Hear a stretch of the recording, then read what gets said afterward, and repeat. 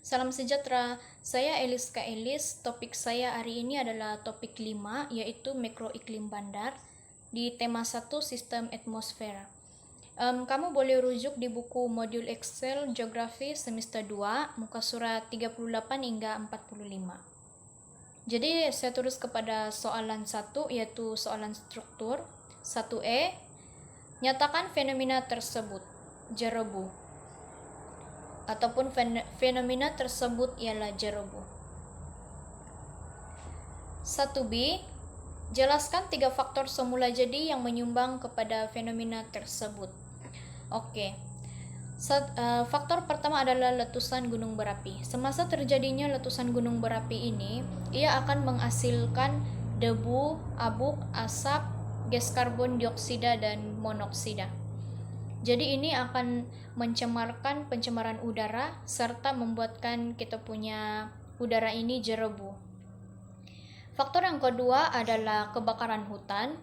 Kebakaran hutan ini dia akan terjadi ketika cuaca kering dan cuaca panas yang berpanjangan, dan boleh juga terjadi ketika disambar petir ataupun kilat. Ia akan menghasilkan pelbagai bahan pencemar seperti jelaga, abuk, asap, debu, dan karbon dioksida serta gas karbon monoksida. Dan yang ketiga adalah kebakaran tanah gambut. Ini pun terjadi apabila cuaca panas yang berpanjangan, dan ini akan menghasilkan bahan pencemar yang banyak juga seperti debu, habuk, gas karbon dioksida, gas karbon monoksida. Itu yang menyebabkan fenomena jerebu boleh terjadi. Oke, 1C, jelaskan 2 kesan negatif fenomena tersebut kepada ekonomi sesebuah bandar. Jadi dia bilang 2 kesan negatif kan? Oke. Kesan negatif yang pertama adalah sektor perniagaan terjejas. Ini adalah karena mereka tidak dapat berniaga semasa fenomena terjadi. Ini untuk mengelakkan mereka sakit. Maksudnya kan kalau jerebu yang tebal, mereka tidak boleh keluar berniaga sebab nanti mereka akan demam, kena batuk kering, penyakit kulit, katarak mata. Jadi mereka terpaksa menutup gerai kah, kedai kah. Jadi itu sektor perniagaan akan terjejas. Yang kedua adalah sektor pelancongan akan terjejas. Kenapa sektor pelancongan boleh terjejas? Karena kalau macam kebakaran hutan terjadi, keunikan alam sekitar akan musnah. Jadi kurang kunjungan daripada pelancong. 1D, jelaskan 2 langkah jangka pendek bagi mengurangkan kesan fenomena tersebut terhadap manusia. Oke, dia bilang 2 langkah jangka pendek. Yang pertama adalah pembenihan awan. Pembenihan awan ini adalah hujan tiruan. Ini adalah untuk menurunkan hujan di kawasan yang yang mengalami keadaan jerebu yang teruk. Lepas itu yang kedua adalah perundangan. Contohnya agensi penguatkuasaan seperti agensi pelaksana JAS, yaitu Jabatan Alam Sekitar, dan juga pihak berkuasa tempatan PBT untuk menjalankan pemantauan dan rondaan. Sekarang kita masuk soalan 2, yaitu soalan esai sudah. Jadi saya terus sejak mula. Soalan esai ini saya lebih kepada isi penting sahaja, dan saya harap itu akan kamu fahamlah apa yang saya sampaikan nanti. Oke, soalan 2E, bincangkan faktor penyumbang kepada kadar pencemaran udara yang tinggi di bandar-bandar besar di Malaysia. 13 markah. Berarti ada kesimpulan. Oke. Faktor yang pertama adalah aktiviti pembinaan. Aktiviti pembinaan bangunan yang banyak membebaskan habuk ketika proses pembersihan dan penyediaan tapak bangunan, ini akan menyebabkan udara tercemar dengan cepat. Dan faktor yang kedua adalah aktiviti perindustrian. Aktiviti perindustrian seperti sektor perkilangan, Ianya mengandungi lebih banyak bahan pencemar seperti gas karbon dioksida, gas karbon monoksida, sulfur dioksida, habuk. Ini akan menyebabkan pencemaran udara yang teruk dan menjejaskan kesehatan penduduk bandar. Faktor yang ketiga adalah aktiviti pengangkutan.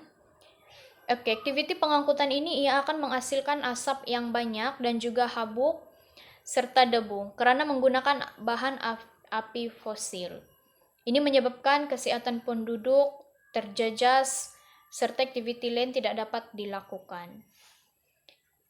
Faktor yang keempat adalah aktiviti pembandaran. Aktiviti pembandaran seperti pengubahsuaian bandar, seperti aktiviti pembinaan, menyebabkan peningkatan suhu sesebuah bandar berlaku dan kejadian pencemaran udara mudah berlaku. Isi yang kelima adalah aktiviti perniagaan, seperti perniagaan domestik dan sektor perkilangan. Ini macam yang saya cakap tadi, menghasilkan gas karbon dioksida, gas karbon monoksida, asap dan debu yang tebal. Jadi ini menyebabkan kesehatan penduduk akan terjejas. Selain itu, sektor perniagaan juga boleh terjejas. Dan faktor yang terakhir adalah aktiviti penebangan pokok untuk keselamatan dan kebersihan. Semasa aktiviti penebangan dijalankan, ianya akan menghasilkan habuk yang tebal dan habuk kayu. Selain itu, asap tebal daripada peralatan seperti sinsu. Kalau kita guna sinsu kan dia punya asap dari itu sinsu akan keluar.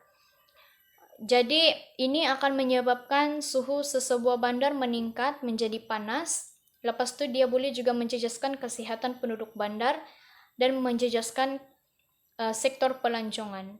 Biarpun dia cakap di situ penebangan hutan untuk keselamatan dan kebersihan, namun kesannya adalah negatif. Kesimpulannya, jelaslah bahwa faktor penyumbang kepada kadar pencemaran udara yang tinggi di bandar-bandar besar di Malaysia ialah aktiviti pembinaan, aktiviti perindustrian, aktiviti pengangkutan, aktiviti pembandaran, aktiviti perniagaan, dan aktiviti penebangan pokok untuk kebersihan dan keselamatan. Soalan 2B, jelaskan langkah yang perlu dilaksanakan bagi menangani masalah pencemaran udara di bandar.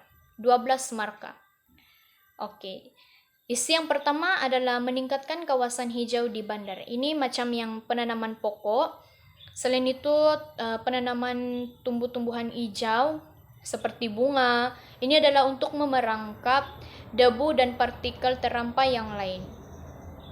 Yang kedua adalah menggalakkan penggunaan teknologi yang mesra alam seperti tenaga alternatif.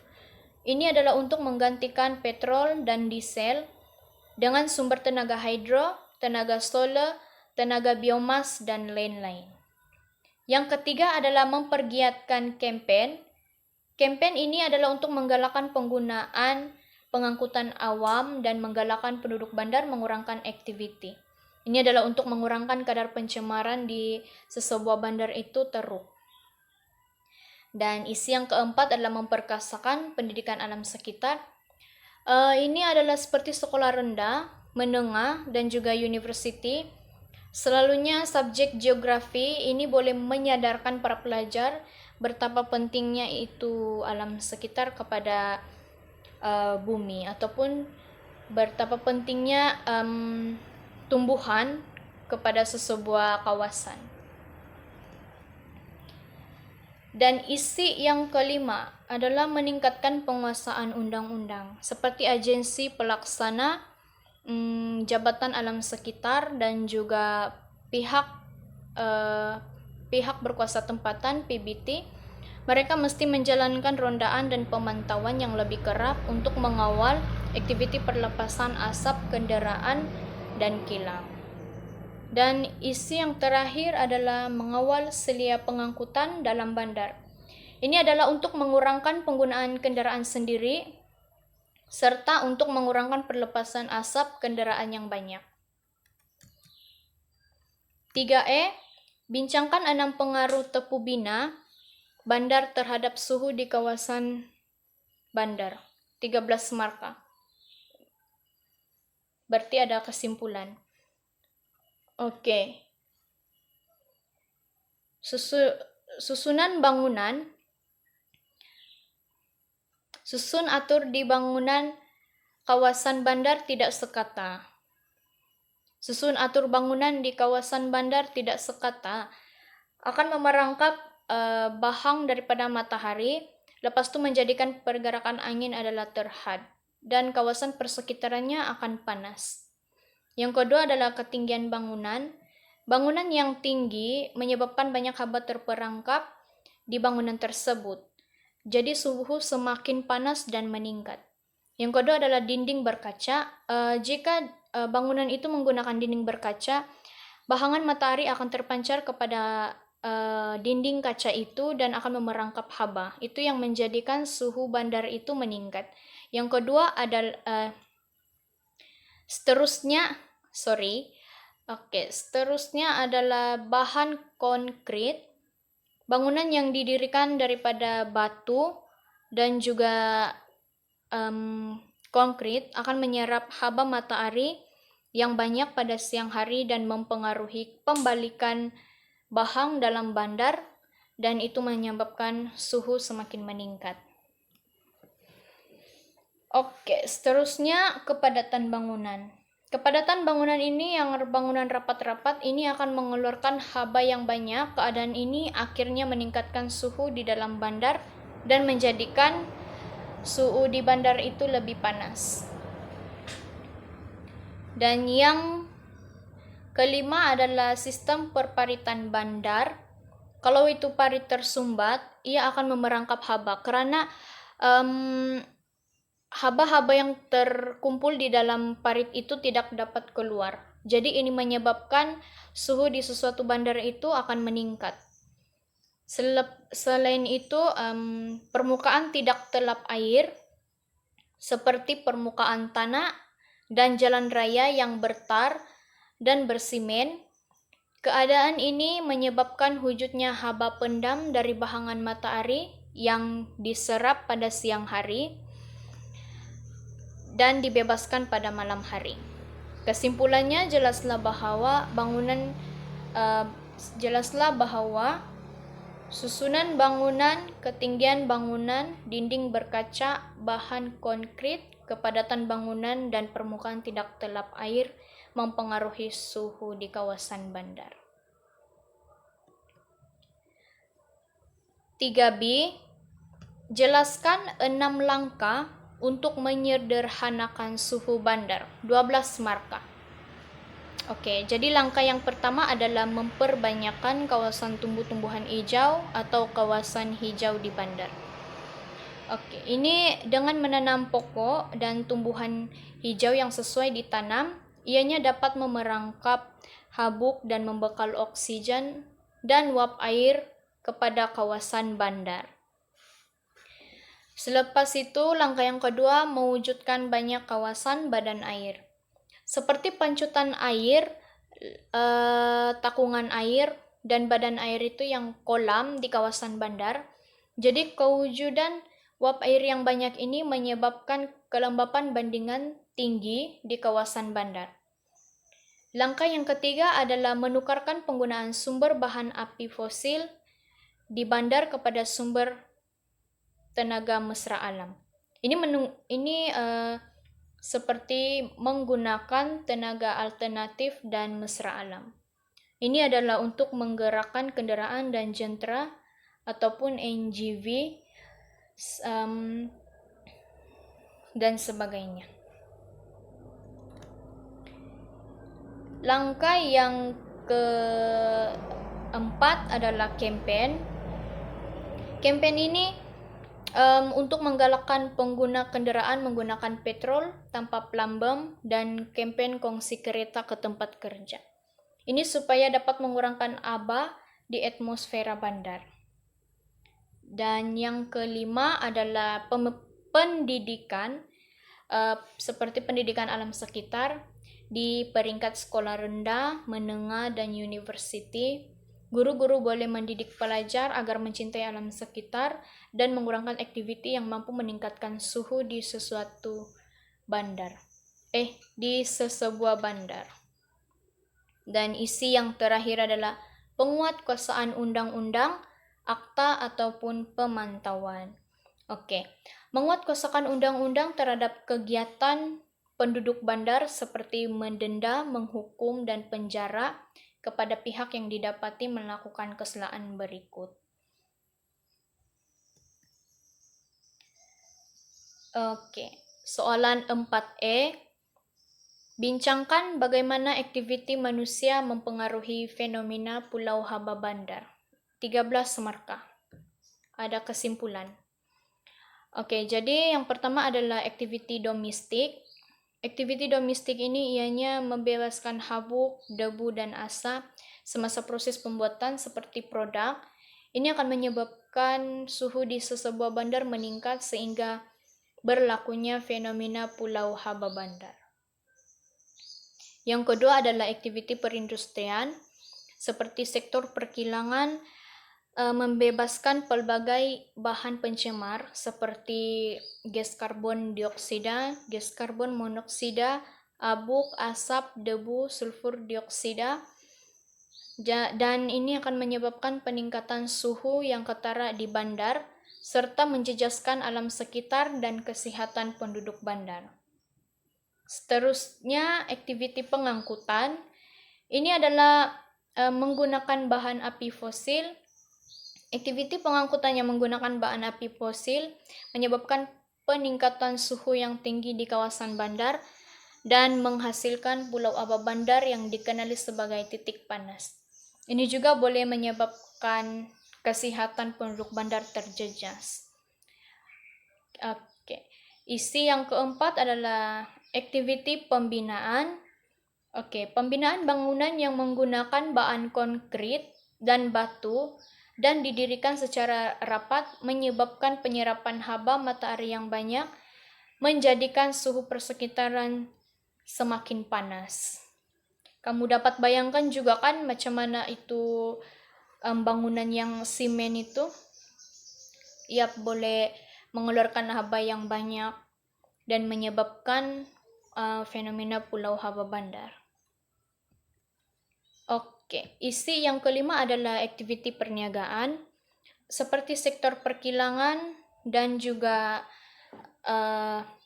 aktiviti domestik yang banyak melepaskan pelbagai bahan pencemar. Ini boleh menyebabkan suhu sesebuah bandar berubah menjadi semakin panas. Dan yang terakhir adalah aktiviti pembandaran. Pengubahsuaian yang dilakukan seperti meningkatkan kawasan hijau di bandar, memperbanyakkan kawasan takungan air dan badan air. Ini akan menyebabkan kelembapan udara meningkat dan suhu panas menurun. Keselesaan penduduk bandar. Maksudnya kalau kelembapan udara meningkat dan suhu panas menurun, penduduk bandar akan selesa. Kesimpulannya, jelaslah bahwa aktiviti domestik, aktiviti perindustrian, aktiviti pengangkutan, aktiviti pembinaan, aktiviti perniagaan, dan aktiviti pembandaran ini mempengaruhi fenomena Pulau Haba Bandar. Maksudnya aktiviti ini boleh menyebabkan fenomena Pulau Haba Bandar berlaku. Oke. 4B, terangkan kesan Pulau Haba Bandar terhadap alam sekitar fisikal. Yang pertama, sejatan meningkat. Oke. Kenapa sejatan meningkat? Ini adalah karena uap air yang terkandung dan terkumpul di sungai ataupun di laut akan naik ke atas. Jadi sejatan semakin meningkat. Yang kedua, suhu panas meningkat. Suhu panas memang akan meningkat apabila Pulau Haba Bandar terjadi. Dan yang ketiga adalah kerpasan meningkat. Oke, kerpasan meningkat ini adalah karena daripada sejatan yang tersejat ke awan dan membuatkan kerpasan itu turun. Maksudnya hujan yang sering berlaku. Seterusnya, kelembapan udara menurun. Memang kelembapan udara ia akan menurun apabila pulau haba bandar terjadi karena suhu di bandar telah meningkat. Jadi kelembapan udara di bandar itu akan menurun. Dan yang terakhir adalah tekanan udara menurun. Yes, tekanan udara juga akan menurun apabila suhu di bandar meningkat menjadi panas, begitu. 5E, berdasarkan pernyataan di atas, jelaskan punca-punca berlakunya fenomena berikut. Yang pertama, struktur morfologi di bandar yang padat dan tepu bina. Oke, maksudnya bandar-bandar di bangunan-bangunan yang ada di bandar itu adalah padat dan rapat-rapat. Ini yang menyebabkan fenomena pulau haba bandar itu terjadi. Yang kedua adalah aktiviti perindustrian yang pesat, seperti sektor perkilangan yang mengeluarkan banyak asap dan juga habuk serta gas.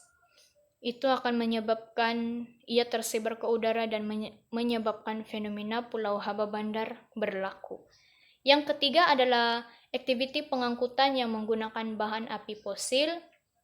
Yang ini pun aktiviti pengangkutan yang menggunakan petrol dan diesel. Itu juga apabila mereka melepaskan asap, itu juga akan membuatkan fenomena seperti pulau haba bandar ini terjadi. Yang keempat adalah kekurangan litupan tumbuhan di bandar. Oke, kekurangan litupan tumbuhan di bandar itu pun akan menyebabkan pulau haba bandar ini terjadi karena fungsinya litupan tumbuhan di bandar ini adalah untuk memerangkap habuk dan asap serta membekalkan oksigen untuk kawasan tersebut dan juga penduduk. Dan yang terakhir adalah aktiviti domestik. Oke, aktiviti domestik pun macam yang saya cakap tadi, semasa pembuatannya itu akan menyebabkan suhu meningkat karena debu, asap, habuk akan terlepas, akan dihasilkan oleh pembuatan domestik tersebut. Jadi kesimpulannya, jelaslah bahwa punca-punca berlakunya fenomena berikut adalah struktur morfologi di bandar yang padat dan tepu bina. Yang kedua adalah aktiviti perindustrian yang pesat. Yang ketiga adalah aktiviti pengangkutan yang menggunakan bahan api fosil. Dan yang keempat adalah kekurangan litupan tumbuhan di bandar. Dan yang kelima, aktiviti domestik dan komersil. 5B, uraikan 3 kesan fenomena tersebut terhadap persekitaran fisikal bandar. 6 marka. Oke. Yang pertama adalah peningkatan suhu yang ketara di bandar. Memang suhu akan ketara peningkatan suhu di bandar itu akan ketara. Maksudnya ia akan menjadi lebih panas apabila fenomena pulau haba bandar itu terjadi. Yang kedua adalah peningkatan pencemaran udara dan jerebu.